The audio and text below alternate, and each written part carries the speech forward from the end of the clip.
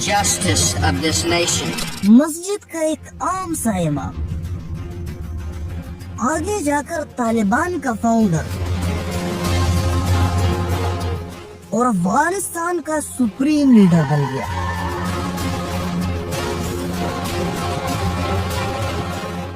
मुल्ला उमर के पास ऐसी क्या ताकत थी कि 12 साल पागलों की तरह ढूंढने के बाद भी वो सुपर पावर अमेरिका की नजरों से गायब रहा। You got people saying he's in a cave, people saying he's dead, people saying he's in Pakistan. आखिर क्यों अमेरिका मुल्ला उमर को ढूंढ रही थी और क्यों एक गरीब इमाम की सर की कीमत अमेरिका ने $10 मिलियन रखी थी? वर्ल्ड वॉर 2 के बाद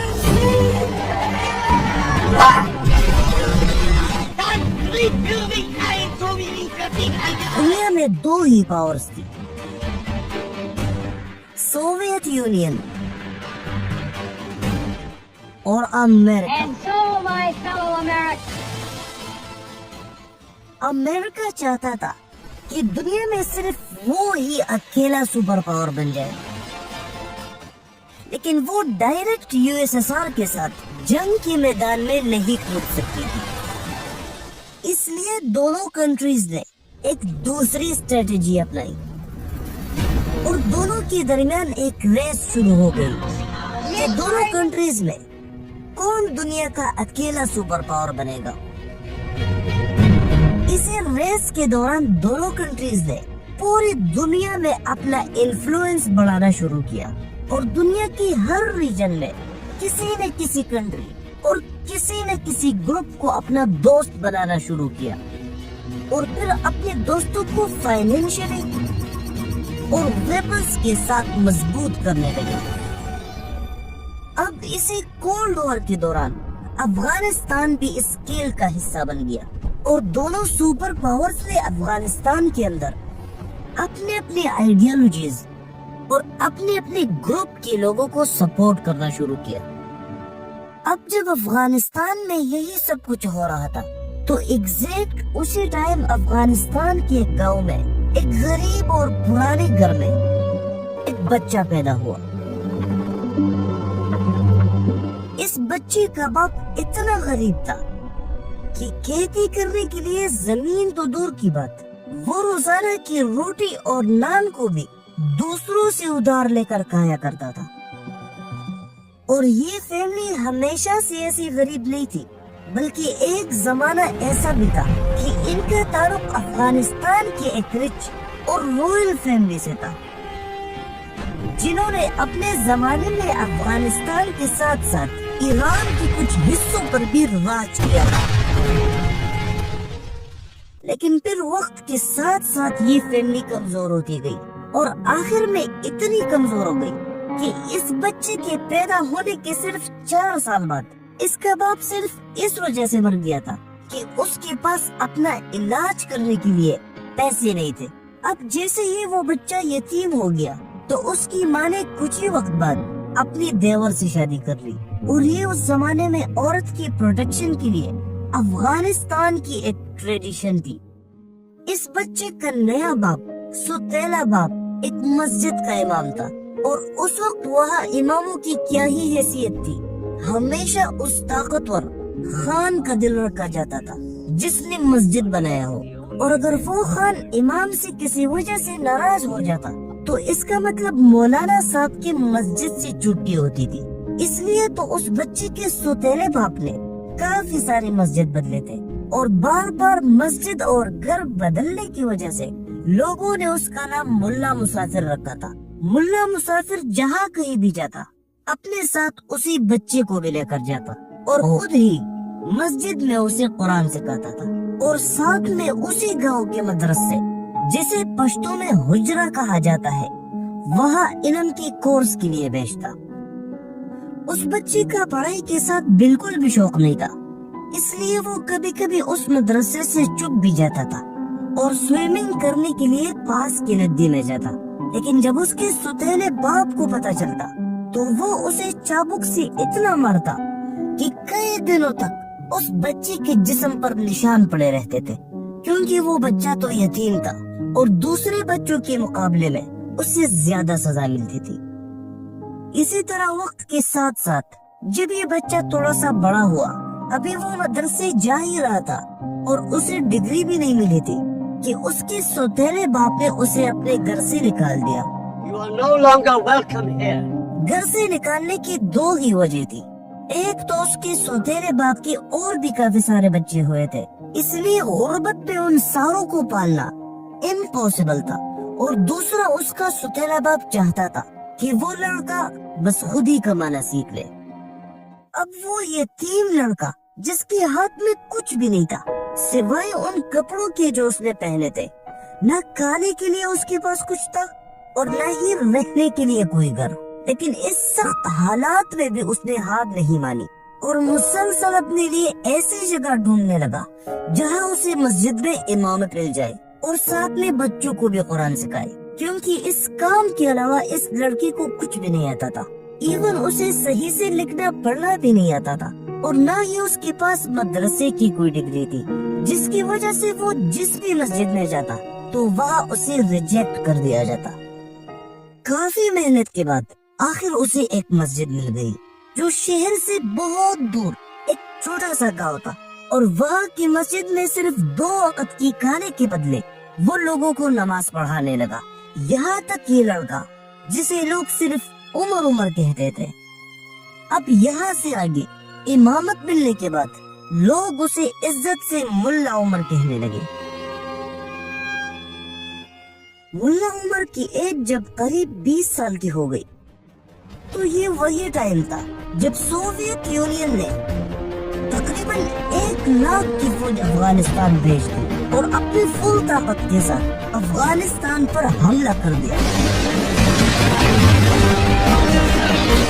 अब अफगानिस्तान की आर्मी भी कुछ खास नहीं थी जो सोवियत की फौज से अपने मुल्क को बचा सके, और अमेरिका भी सीधा अफगानिस्तान पर हमला नहीं कर सकता था क्योंकि इससे दोनों पावर्स सीधा मैदान में आ जाते। इसलिए अफगानिस्तान के अंदर जितने भी पॉलिटिशियंस, मिलिट्री कमांडर्स और रिलीजियस लोग थे, उन सब ने सोवियत के खिलाफ अपने अपने इलाके में अपना अपना ग्रुप बना लिया और सोवियत के खिलाफ लड़ने लगे। और इन सारे छोटे छोटे ग्रुप्स को एक साथ मुजाहिदीन कहलाने लगा। इन मुजाहिदीन में ऐसे लोग भी थे जिन्होंने अपने और अपने मुल्क के प्रोटेक्शन के लिए पहली दफा बंदूक को अपनी आंखों से देखा था, और इन लोगों में खुद मुल्ला उमर भी शामिल थे। इन सारे मुजाहिदीन की बेत पर अमेरिका, पाकिस्तान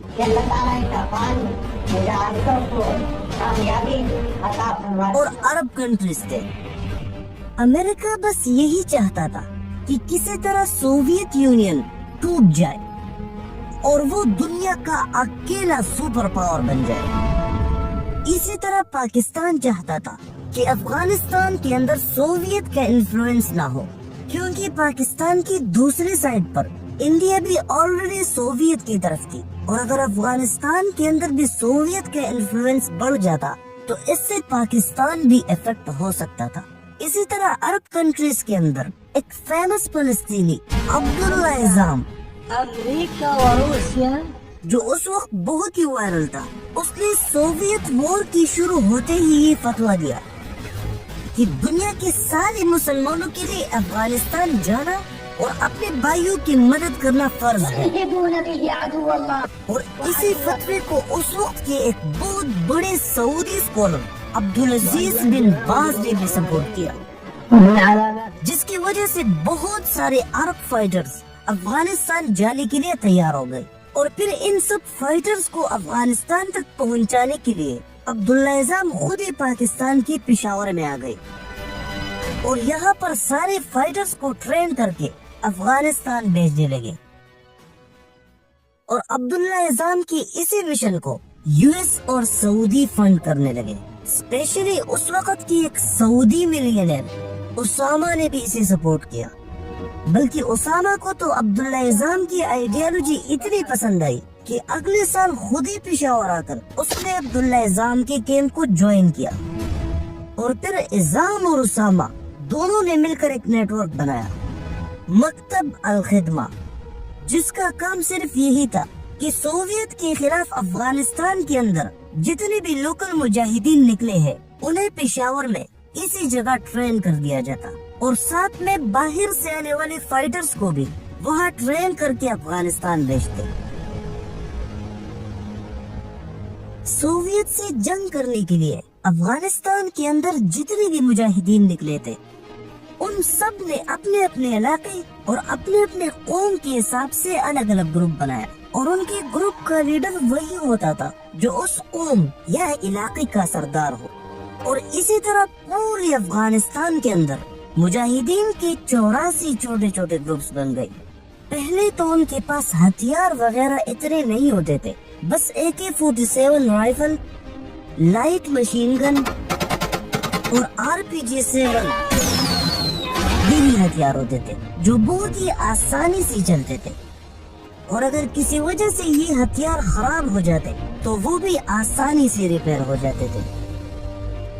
اور انہی معمولی ہتھیاروں سے صرف آمنے سامنے اور زمین پر لڑائی ہو سکتی تھی، اور ڈیمیج بھی ان ہتھیاروں کا اتنا زیادہ نہیں تھا،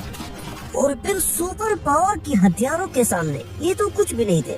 اس لیے سوویت نے پہلے افغانستان کے اندر اتنی تباہی مچائی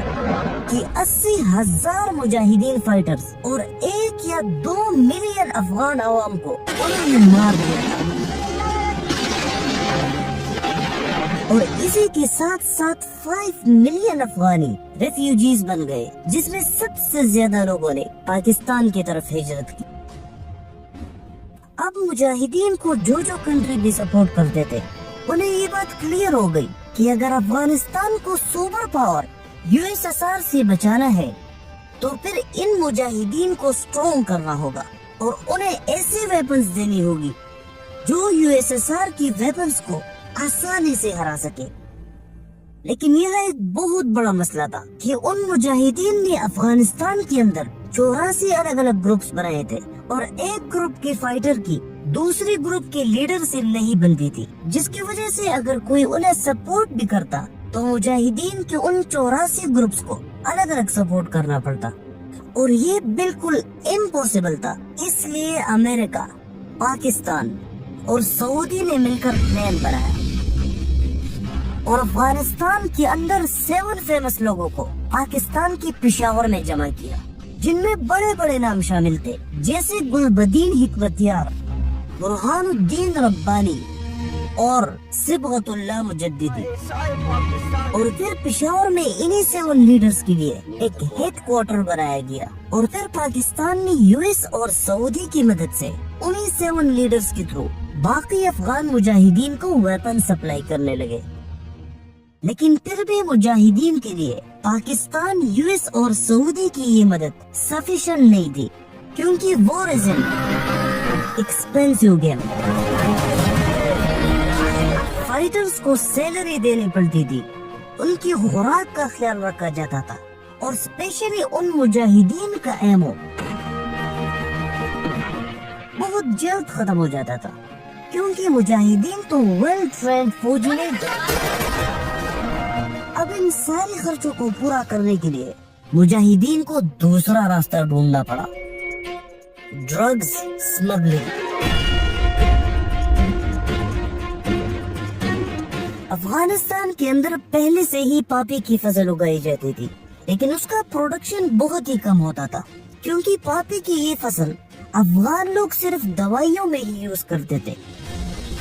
لیکن پھر مجاہدین کو کچھ سمگلرز اور انٹرنیشنل ڈرگز نیٹ ورک نے یہ آئیڈیا دیا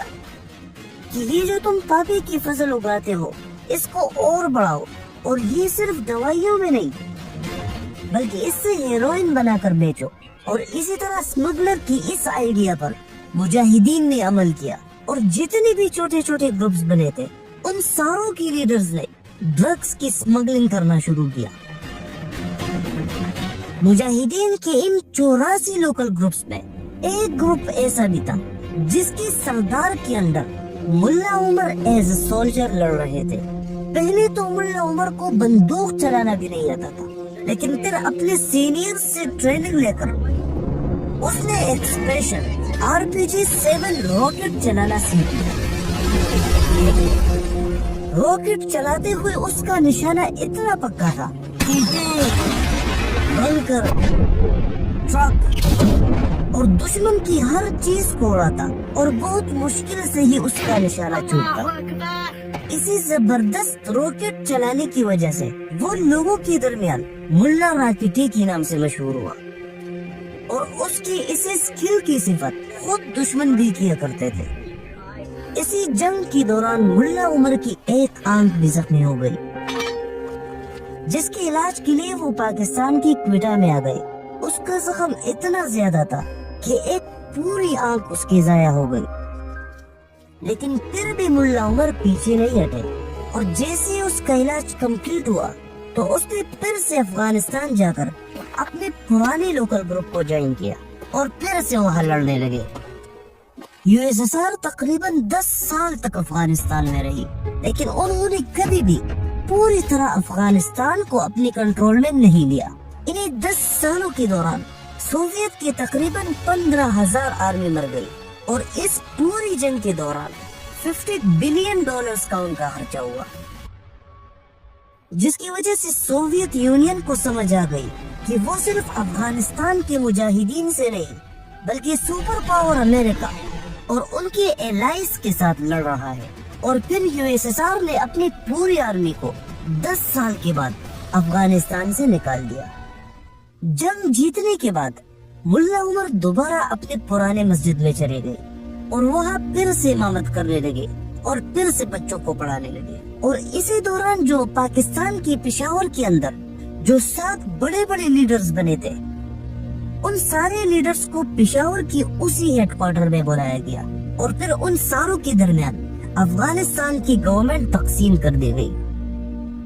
और इन 7 लीडर्स में से सबसे ताकतवर लीडर गुलबदीन हिकमतयार को एक ऐसा पोस्ट दिया जिसका फायदा दूसरी पोस्टों की निस्बत बहुत ही कम था, इसलिए क्योंकि यूएस को डर था कि ये पावरफुल लीडर हिकमतयार कहीं ईरान का खुमैनी न बन जाए। इसलिए यूएन के इस फैसले में एक माइनॉरिटी ग्रुप की लीडर सिबगतुल्लाह मुजद्दिदी को 2 महीनों के लिए एक टेम्पररी प्रेसिडेंट बनाया और अहमद शाह मसूद, जो बुरहानुद्दीन रब्बानी के अंडर काम करता था, उसे डिफेंस मिनिस्टर बनाया गया। वहाँ पिशावर में तो उन सारे 7 लीडर्स ने ये बात एक्सेप्ट कर लिया और ये उस पर दस्तखत भी कर लिए।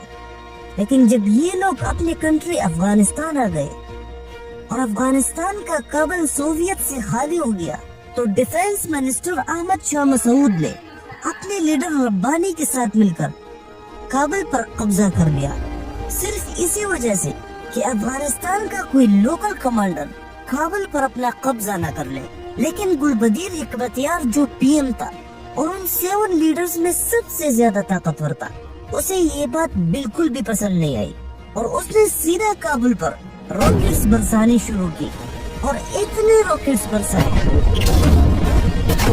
कि हजारों बेगुनाह लोग मर गए, जिसकी वजह से गुलबदीन हिकमतयार को बुचर ऑफ काबुल भी कहा जाता है। यहाँ से अफगानिस्तान की हालात और खराब हुए और अफगानिस्तान के अंदर उन 7 लीडर्स की वजह से एक सिविल वॉर शुरू हो गई और ये 7 लीडर्स कुर्सी पर लड़ने लगे।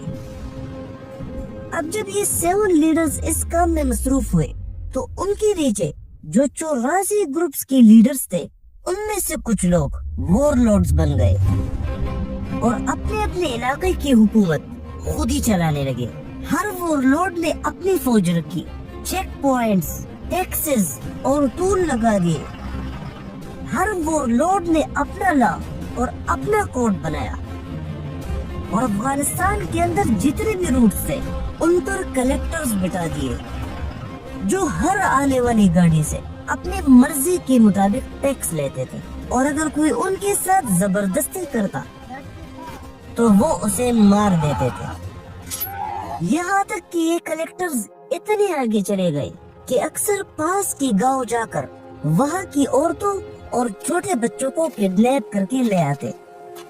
और फिर उनका गैंग रैप करते थे। इन कैरेक्टर्स की डर से औरतें और बच्चे अपने घर से नहीं निकलते थे और सबसे ज्यादा नुकसान इन्हीं कैरेक्टर्स की वजह से ट्रेड माफिया को था,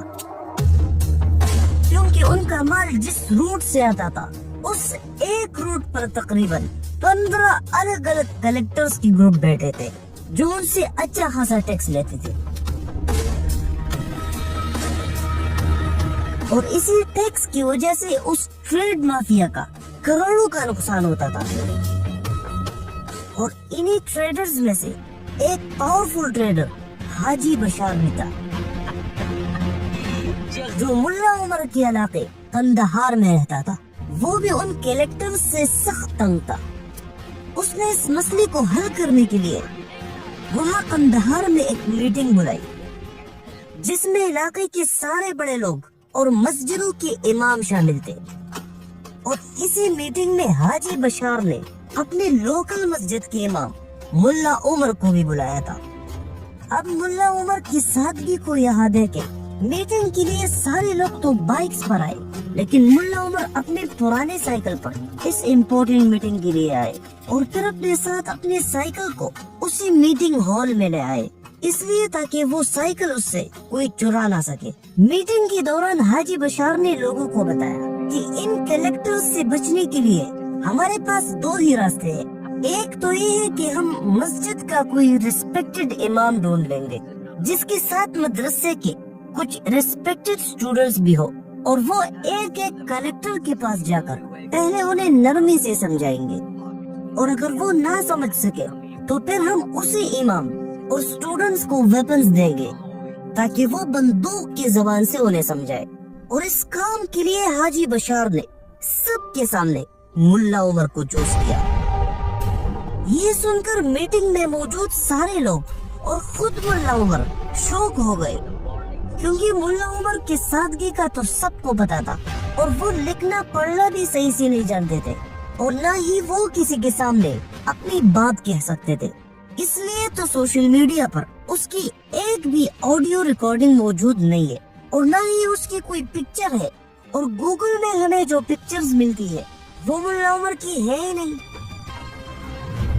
अब जैसे ही मीटिंग में हाजी बशार ने मुल्ला उमर का नाम लिया तो वहाँ सब ने इस बात से इनकार कर दिया और कहा कि इस पोस्ट के लिए मुल्ला उमर बिल्कुल भी सूटेबल नहीं है। और लोगों ने ये भी कहा कि अगर रिलीजियस लोगों को लगाना भी है तो उन 7 फेमस लोगों में से किसी रिलीजियस लीडर को चूज करें, वो इस काम को अच्छे तरीके से लीड करेंगे। लेकिन हाजी बशार की सोच कुछ और थी। वो चाहता था कि इस काम के लिए किसी आम शख्स जिसका इन्फ्लुएंस बिल्कुल भी ना हो वही ठीक रहेगा, क्योंकि अगर कोई पावरफुल शख्स इन सारे कैरेक्टर्स को खत्म करता तो इससे उसकी रेपुटेशन और भी बढ़ जाती।